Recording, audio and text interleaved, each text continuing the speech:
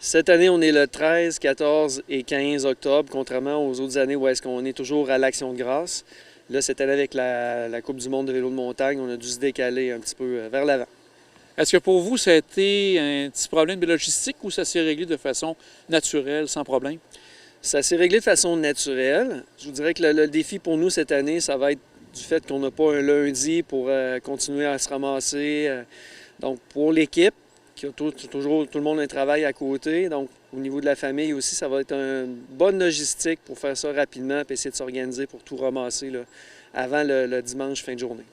Si on regarde maintenant pour les différentes courses qu'on va pouvoir avoir pendant la fin de semaine, le 13, donc le vendredi, je pense que c'est la course nocturne, j'ai bien compris? Oui, on rouvre le bal comme à chaque année avec le 5 km nocturne. Donc, dès que le soleil se couche et commence à faire noir, il y a un beau 5 km qui va se faire dans le sentier Jean-Larose et l'Arête. Puis, Martin, bien, il nous prépare une bonne bouffe comme il est capable de faire avec un bon parmentier de canard chaud. On va être 350, c'est un record de participation pour ça, mais ça lance l'événement là, avec beaucoup de lumière, de couleurs, un départ spectaculaire. Et par la suite, le samedi, je vois que c'est davantage les grandes distances. Donc, c'est pour les plus expérimentés?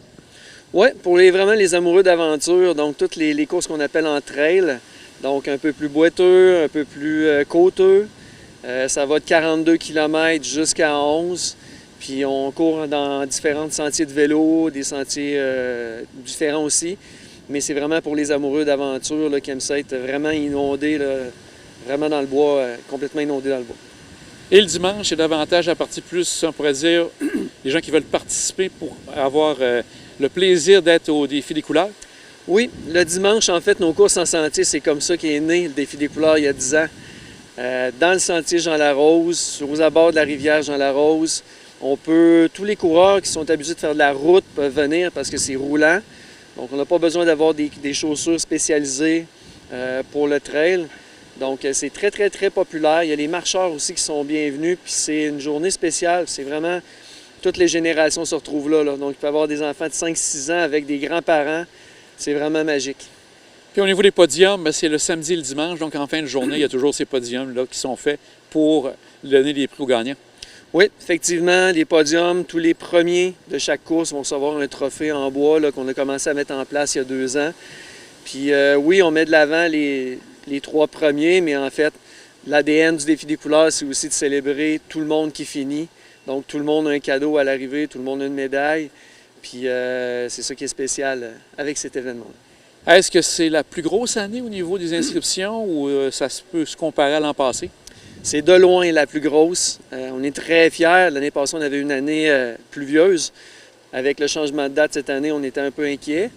Mais finalement, on va avoir 3200 personnes qui vont participer. C'est la plus grosse année pour le 10e anniversaire de l'événement. Il faut savoir que le défi des couleurs, à chaque année, ça a toujours été un record de participation. Mais là, cette année, dépasser le cap du 3000, c'est quelque chose que je pensais qu'il n'allait jamais arriver. Puis je remercie vraiment tout le monde d'être présent. C'est l'événement, c'est de la cerise sur le Sunday à la fin de l'année. Fait que c'est un événement coup de cœur. Donc, 10e anniversaire, avec l'animation, est-ce que vous prévoyez des éléments particuliers pour cette année?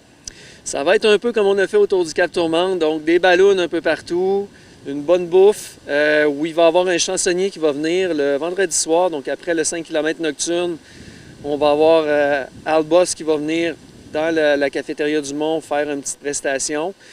Puis il va y avoir des festivités, évidemment.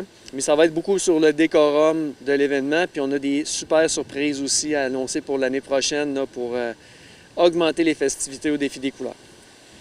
Aussi, cet été, bien, c'était particulier. Beaucoup de pluie. Ça a endommagé, entre autres, certaines pistes au niveau du vélo de montagne, mais aussi pour la course.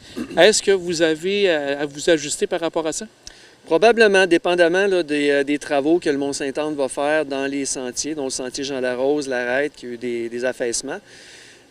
Probablement, pour que ça reste sécuritaire, on va voir comment ça évolue, mais peut-être qu'il va y avoir des contournements de certaines parties qui sont trop endommagées puis qui pourraient être dangereuses là, pour les participants.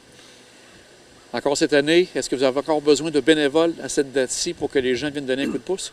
Oui, effectivement, on a besoin de tous les bras possibles, surtout avec une grosse édition comme ça. C'est toujours plus sécuritaire. La logistique se porte mieux, ça va très bien à ce niveau-là, mais si vous avez le goût de venir vivre quelque chose de spécial, d'être faire partie un peu du succès du Défi des couleurs, qui va être une des plus grosses courses en sentier au Canada avec cette édition-là. Vous êtes les bienvenus. Vous avez les repas fournis, un beau chandail souvenir, puis une équipe vraiment dynamique puis super de bonne humeur. On a parlé du déplacement d'une semaine, d'une fin de semaine un peu plus tard durant l'automne. Est-ce qu'au niveau des conditions, s'il y a du gel une journée ou quoi que ce soit durant la nuit, est-ce que ça vient changer un peu les conditions du parcours? Pas vraiment. À une semaine de décalage, au niveau de la température, c'est peut-être une bite plus froid. Par contre, l'enjeu qu'on a, puis c'est pas l'enjeu pour les coureurs, c'est souvent quand il se met à venter, puis là, les feuilles se mettent tous à tomber. Souvent, ça devient difficile de voir les parcours, surtout ceux du samedi en trail. Fait qu'à ce moment-là, ça nous demande à toute l'équipe d'aller souffler les 42 km là, qu'on fait pour le samedi pour s'assurer que c'est sécuritaire, même si on met de l'affichage.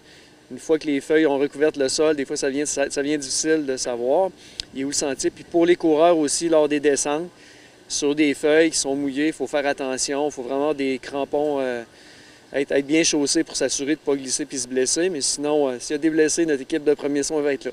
Donc les bénévoles ne font pas la course, mais sont tous aussi actifs autour de la piste. Tout à fait, tout à fait. Ce serait curieux de mettre le GPS, la montre, voir le nombre de pas qu'on peut faire, là. C'est plusieurs dizaines de kilomètres là, parfois qu'on fait là, quand c'est pas des... Là, on va avoir 6 VTT qui vont être en action partout dans la montagne, 150 bénévoles. C'est le fun. Au niveau des inscriptions, est-ce qu'il y a encore possibilité où là, tout est rempli au niveau des différentes catégories?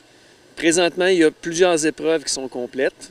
Il reste encore quelques places, mais il faut vraiment se dépêcher parce que nos maximums vont être bientôt atteints là, dans plusieurs distances. D'ailleurs, il y a certaines épreuves que là, probablement qu'on va faire des vagues de départ comme on faisait là, à une époque pandémienne, parce qu'on pourrait s'assurer là, que ça reste fluide. Mais oui, il reste encore quelques places, mais il y a quelques épreuves qui sont complètes. Quand on parle de maximum, c'est plus pour une question de sécurité pour que tous les gens soient à l'aise de courir ici? C'est une question de sécurité, puis c'est une question aussi de commande. Là. Donc des dossards, les dossards qu'on fait faire, on les commande à l'avance, puis on essaye de penser un petit peu ça va être quoi le nombre de personnes qu'on va avoir par épreuve, les médailles, les cadeaux souvenirs qu'on donne, tout ça, c'est des affaires qui se font 2-3 mois à l'avance. Puis il y a 2-3 mois, on avait 1500 participants. Donc il est rentré 1700 participants dans le dernier mois et demi. Ça nous a surpris. On pensait qu'on était lousse, mais c'est ça qui limite. Puis aussi une question de sécurité pour pas que ça coince non seulement trop vite dans les parcours. Mais Sébastien, on va te souhaiter à toi et toute ton équipe un excellent défi des couleurs, avec plein de participants et une belle 10e édition pour cette année. Yes, merci beaucoup. Merci à vous tous.